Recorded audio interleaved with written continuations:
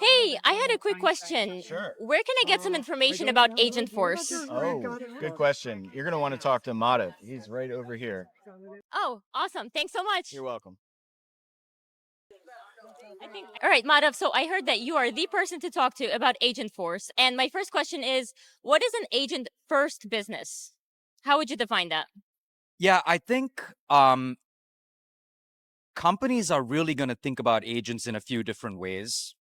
Uh, what we believe is every organization is going to have an agentic workforce, and this agentic workforce is going to be a key and critical part of the organization.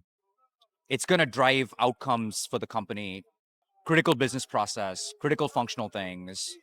Um, and being an AI first company really is embracing the idea that these agentic systems are really what the future of the workforce is going to be. And I think the companies that are really embracing that from the get-go have a leg up. I think they're going to reach the potential of what this technology could do for their organizations really quickly. And Mark Benioff has this great, statement that he's made, which is, this is like the last generation of CEOs that will manage only humans. Every company in the future is going to have a mix of humans as well as agents that are augmenting people, that are automating processes, that are creating great customer experiences. And so it's a really exciting, it's a really, really exciting future. And we're just getting started with this new category. Right. And so you mentioned that there are some customers now who are using agents. Are there any businesses or customers that you can signify and say, this is an AI first business?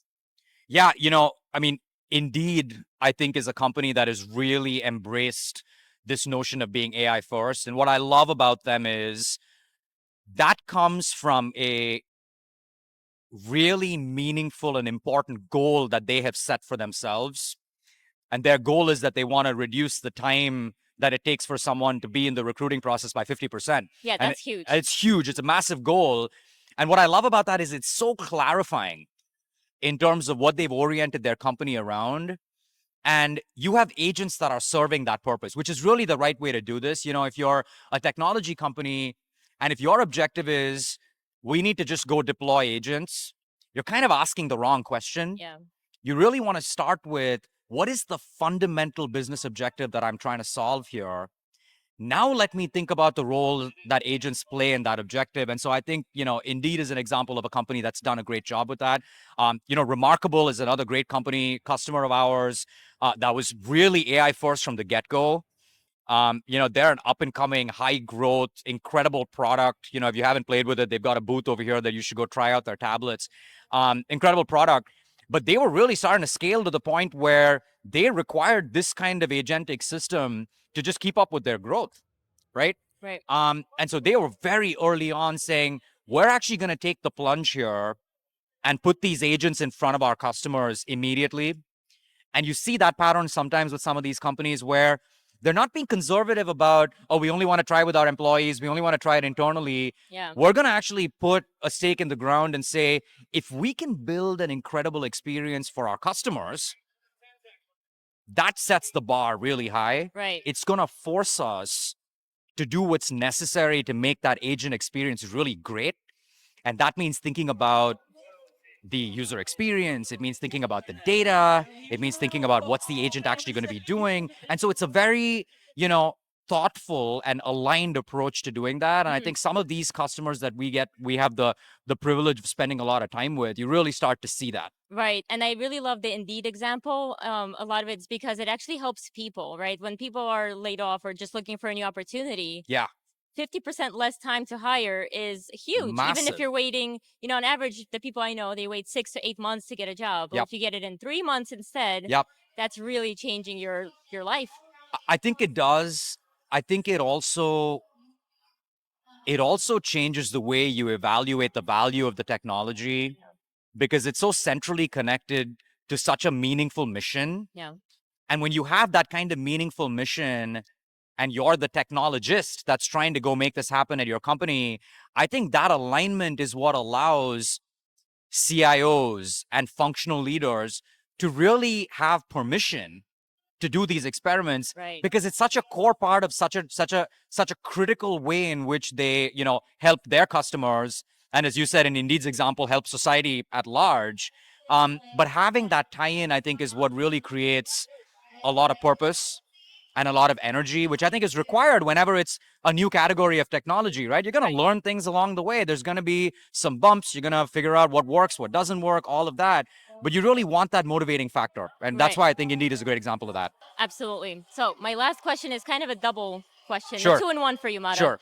So Salesforce has an AgentForce accelerator, right? So an accelerator program or a team that can help folks. Yep.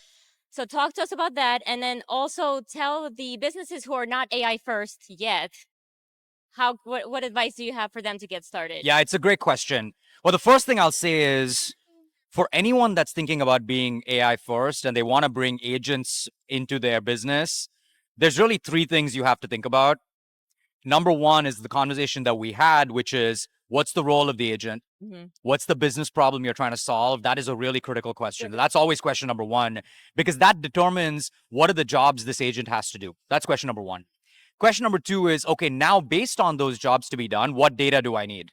Like I always advise customers, don't start with a laundry list of 100 things and try to solve all your data problems all at once. If you try to do that boil the ocean approach, you're just not going to move very fast, right? So pick the 1 or 2 things, then think about, okay, now what data do I need to make this agent great? And then the third thing is, okay, now what kind of actions is this agent taking? Is it answering questions?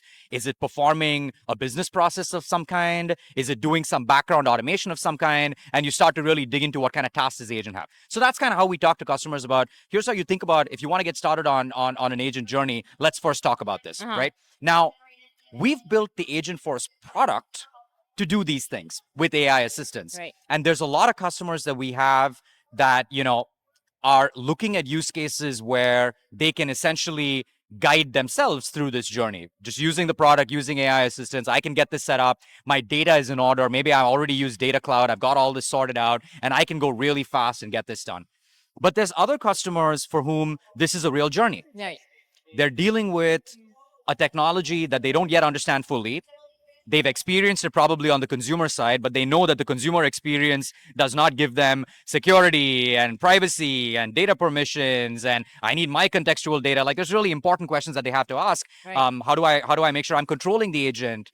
How is it safe, right? There's some really important things. And so a lot of customers just grappling with now an entirely new set of decisions they have to make.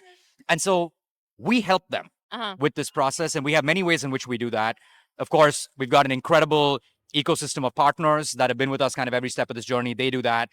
We have our professional services team, which of course has been in the business of helping companies transform themselves for a very long time. And then, as you said, our product and engineering teams are directly engaging with some of our customers as well. And this is incredibly valuable because, right now, from a product perspective, the only thing that matters is being obsessive about customer success. That's the only thing that matters right now. And so for us, we want to be out there with our customers, making sure that they are successful, helping them through this journey, walking through the 3 things, right? Let's really understand your outcomes. Let's understand your data. Let's understand your actions. Helping them navigate every step of that, I think, is really critical. Because with any new category, you want to show proven value. Right, of course. You want to see success. Yeah. Madhav, I know we have to wrap soon. So final question is, where can the audience go to learn more about AgentForce? Yeah, go to agentforce.com. That website has information about the product, information about use cases, the kinds of things customers are doing with it. It's just a treasure trove of information. So agentforce.com will get you set up for everything you want. Great. Well, thank you so much for your time, and cheers. Great to meet you.